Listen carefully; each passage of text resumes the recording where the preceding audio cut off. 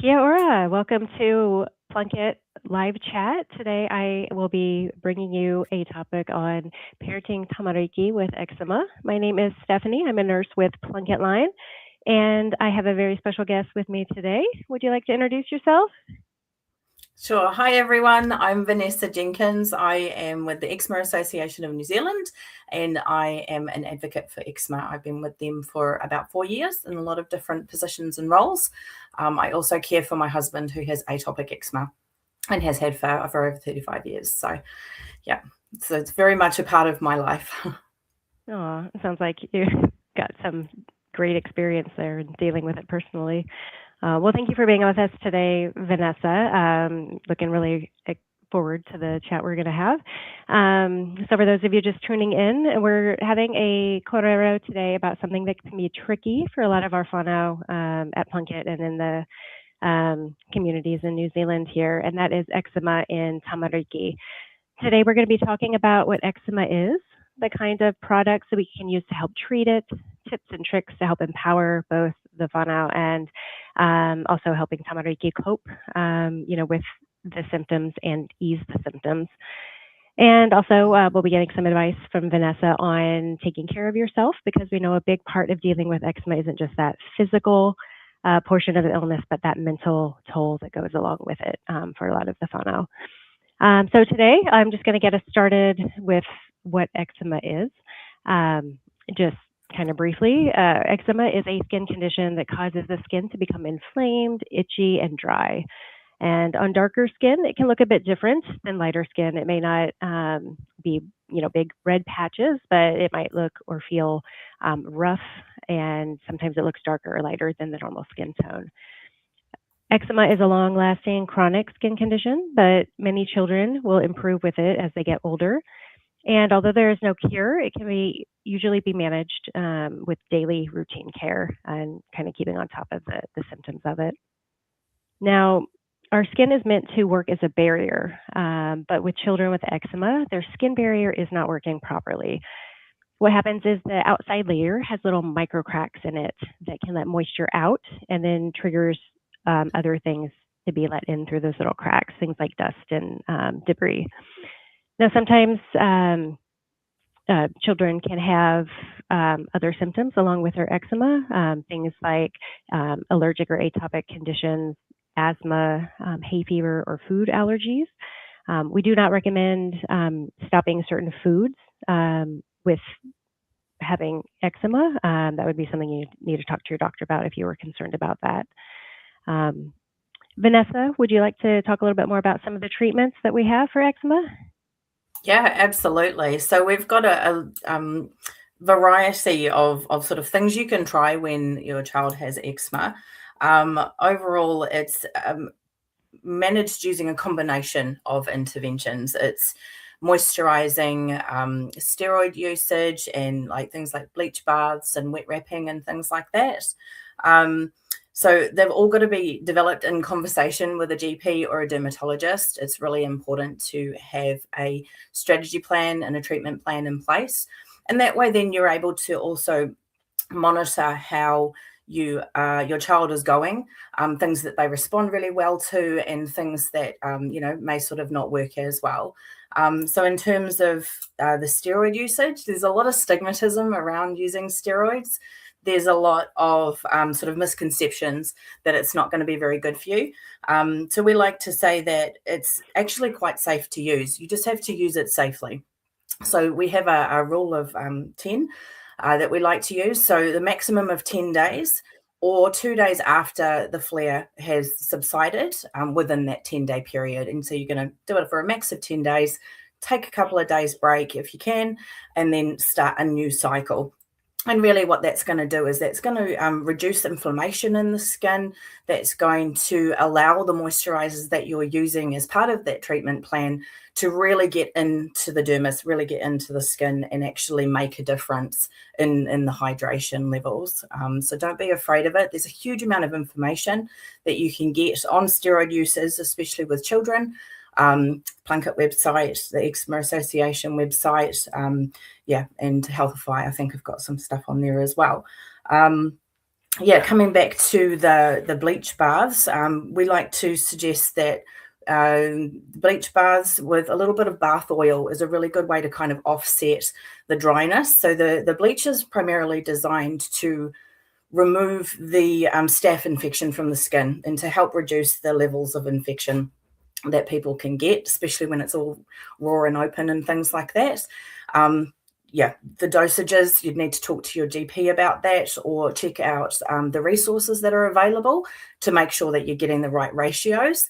And things like bath oil are really good just to help keep the moisture in the skin and can make a really big difference. Just watch out because little kids can get a bit slippery at some points or another. So make sure your ratios are really good there. Yeah. And then obviously moisturizers, yeah, massive, and things like wet Okay. wrapping and stuff like that, which we can talk about later. Awesome. That's some really great information, Vanessa. So you've mentioned moisturizing and bathing as two other those elements of management. Do you care to touch on those right now? Yeah, Yeah. absolutely. So, with the bleach baths, you don't want to be keeping the child, sorry, in the bath for longer than 5 or 10 minutes. You want to make sure that the water's warm, but it's not too hot because that's going to actually Mm. inflame the skin. You want to do, yeah, the ratios for the bleach, and then with a little bit of bath oil in there. And then when they come out of the bath, you want to pat them dry, so no rubbing of the skin because that's going to Mhm. irritate things. And then you want to be applying your moisturizers and topical creams and things on within a 3 to 4 minute time period of coming out of the water, which is really when the pores are open the most. In terms of moisturizers, you want to be doing that 2 to 3 times a day if you can. I know it's really hard when you've got to go to work and your kids are at kindy or Yeah. at school and things like that. So it's about making sure that it sort of fits into your life, but also that the child's getting enough hydration. Um, so even if you've got some teachers and things like that that are able to moisturize throughout the day if your child is in care, that can always be really helpful for managing those flares that can Mhm. potentially come up in the evenings. Um, Okay. and yeah. That's really great information for us to know, Vanessa. Thanks for that. Um, do you have any tips or tricks that could help to minimize the impact of the itching on the skin? Because I know that a lot of times, especially for these younger tamariki, that itching that goes along with that Mm. inflammation, can really cause a lot of problems. Absolutely, and that's probably the biggest impact of having eczema, especially for children, is the itch, and then they don't have the language or the ability to be able to communicate what's actually going on for them. So, as a Hmm. parent, that's really hard to watch. So the tips and tricks are really around, keeping up with those moisturizing routines and the treatment plan. Another really good one is to keep their nails really short.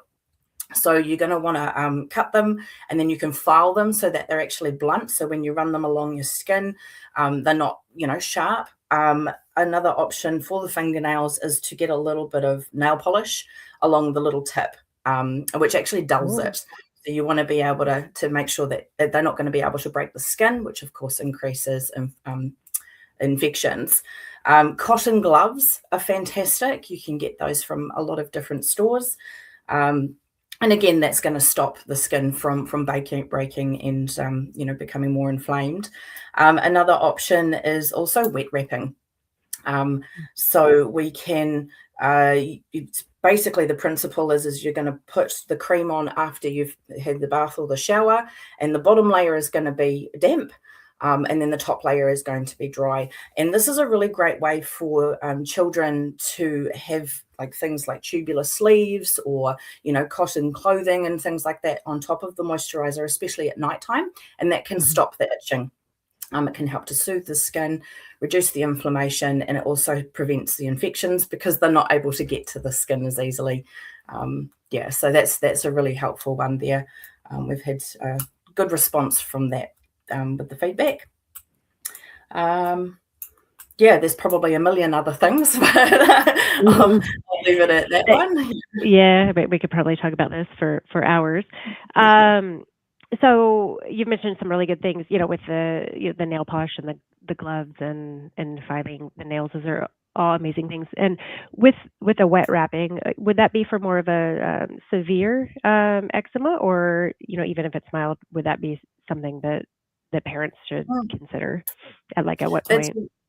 Yeah, that's a really great question. It can be used for mild eczema, especially if you've got it in the joints, behind the knees and things like that. It's a really high movement area, so it can be really difficult Hmm. to actually treat that space. So while a child is sleeping, obviously they're not going to be moving their arms and legs and things as much, so it can be really helpful for getting those locations. Primarily, you'd want to use it on the severe condition, severe flare-ups. Um, Hmm. it's going to have just as good of an effect on a severe flare up as it is on something that you just sort of can't move or shift. Um, Yeah. so yeah, it's great for moisturizing. You can use wet wrapping while using a moisturizer, so we call that a moisturizing wet wrap. Or you can use the topical creams that you've been given Hmm. by the GP, hydrocortisone, steroids, all that kind of thing, as part of your treatment plan. And that can be a really great way to really push those products into the skin, reduce the flare quickly so that it Hmm. doesn't sort of prolong the usage of those creams and things like that. But yeah, Hmm. definitely moisturizing over and over again. So it's good for that. Mm. Hmm. Do you find there's any particular times of the year that the eczema with children seems to flare up or be a bit worse?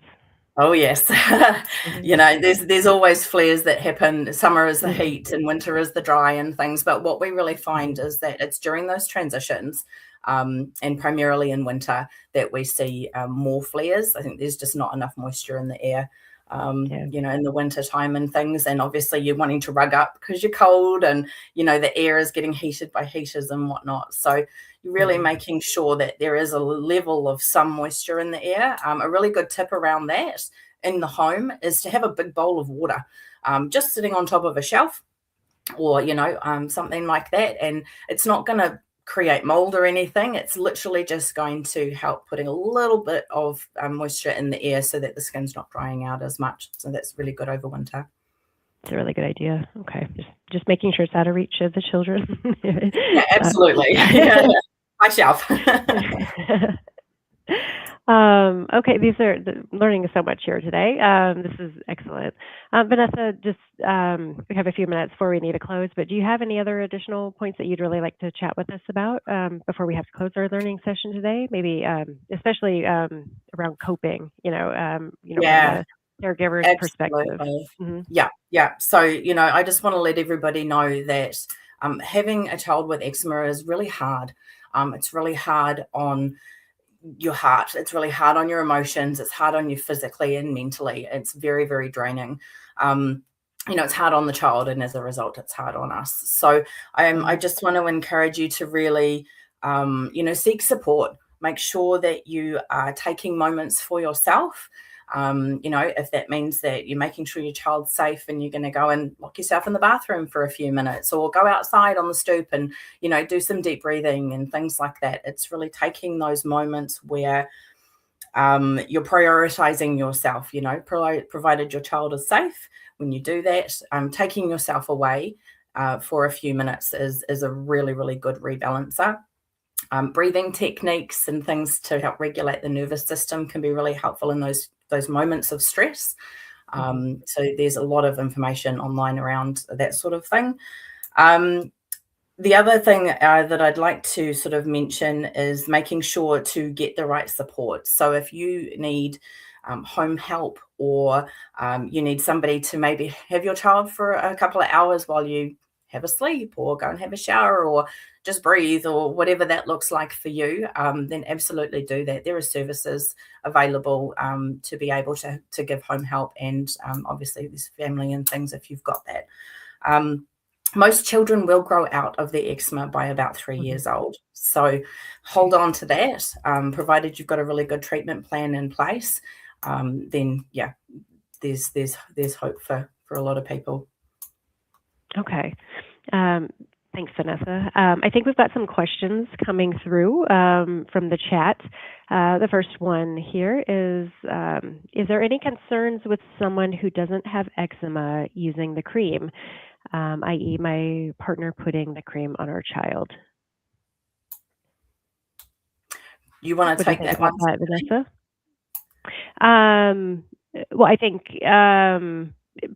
probably just with using any type of a medicated cream. So with the steroid cream, we always, before using it, you want to make sure you wash your hands, so you're not having any bacteria or germs on your hands when putting it on the child. And then, after you have finished putting the steroid cream on the child, then go and wash your hands again, just to remove any that might still be on your hands, and that should be okay as long as Absolutely. it's not a long-term contact with it. Okay. Yeah, Yeah. definitely. Yeah. And then, a couple more questions. Okay, we're popular today. Um, are there any concerns with someone who? Oh wait, sorry, that's the same one. I used to do a bleach bath for my baby, but now he's 1.5, so we don't have a small enough tub. How would you recommend getting rid of this staff? So it sounds like they're needing to use a bigger tub. So probably the diluting, Yeah. question. Yeah, absolutely. So I've had this question quite a few times actually, especially in a lot of the new builds these days. They don't come with baths. So one thing that we really like to suggest around that is get creative. You've got the big washing baskets, they're kind of like giant buckets, and they're reasonably, flexible and things. When my daughter had eczema when she was younger, I used to just fill one of those up and making sure it was obviously a safe level for her. And this was obviously once she was able to sit on her own, and she was around the 14-15 month mark, I think.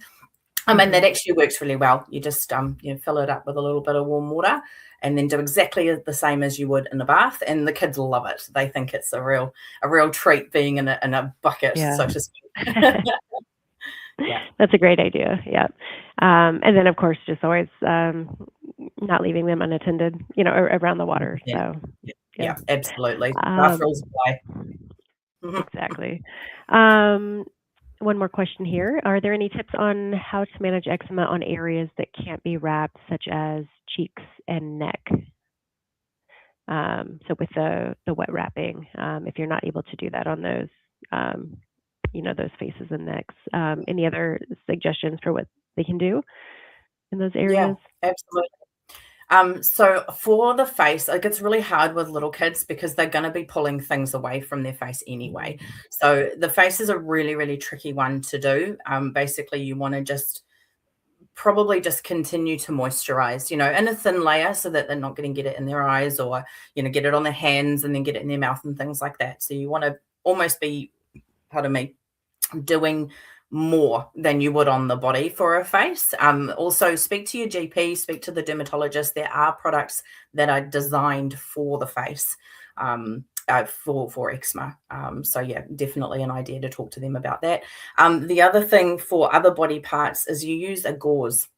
So as you would on a wound, you're going to use like cotton gauze, and they're really good. You could, with the same principle with the wet wrapping, you can do the layers, bottom layers wet or damp, and then the top layers dry, and then you can wrap a bandage around it, or use a plaster if there's no eczema around that space and things like that. So yeah, just Okay, get those are really good ideas. Yeah, yeah. Okay, awesome. Well, I think we're about out of time here today. And I think we've gotten through all the questions. So I'd just like to thank everyone for tuning in today to our Facebook live chat on managing eczema in our tamariki. And a special thanks to Vanessa Jenkins from the Eczema Association of New Zealand. She's been such a great speaker. Thank you so much for joining us today, Vanessa. I hope everyone's found this little webinar interesting and has learned something. I know I have. And if you're needing any other information, I believe that there in the comments, you'll find some of the links to the information that Vanessa was talking about. And also, any questions about eczema with your child, you can talk to your Plunkett nurse or call Plunkett line at any time. And I think that number's just below us there on the screen. So I guess with that, we will just wrap up for the day and wish everyone a wonderful afternoon. Thank you so much for being here, Vanessa. We appreciate you. You're very welcome. It's been a pleasure. Thank you so much. Okay. Thank you. Bye, everyone.